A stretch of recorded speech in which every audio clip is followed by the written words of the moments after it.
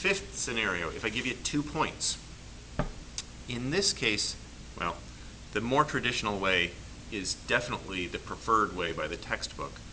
So I'm going to show you the more traditional way, going straight from these points to the slope-intercept form.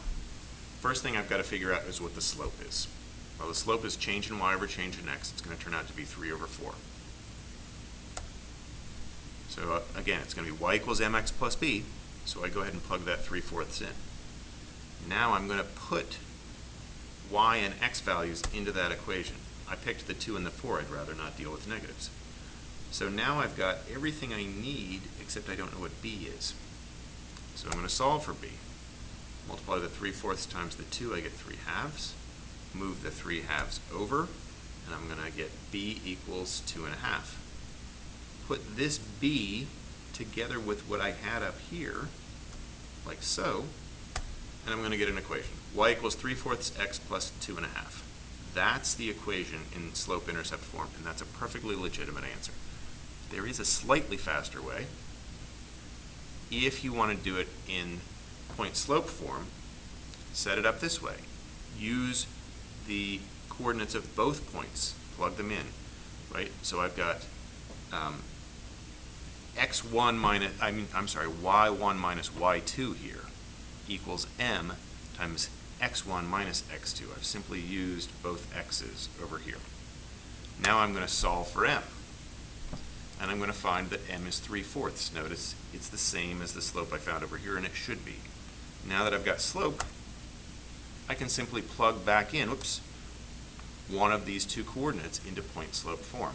And this is a perfectly legitimate answer. But if I wanted, I could go forward like I did before and turn this form into slope-intercept form. I'm going to distribute the 3/4, then I'm going to move that 4 over, and notice I get the same answer on the left as I got on the right. Either way is fine with me. So here's an opportunity for you to try it. Hit the pause button. Okay, I'm going to assume that you did that. I'm just going to go straight to the answers. The right side's the more traditional route where you write it in slope-intercept form.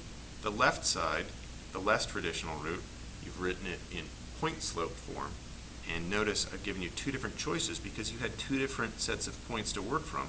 Both of them had a negative, that they were both equally challenging. You might have written it this way, or you might have written it that way. Both are fine.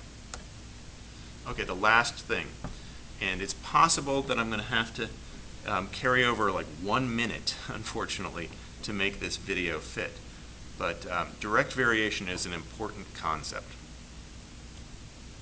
On second thought, as I think about how much time I'm going to need to talk about direct variation, I don't want to rush through it. So I'm going to stop the video here, and I'll pick up with just this last idea, this 6th idea, in a very short continuation.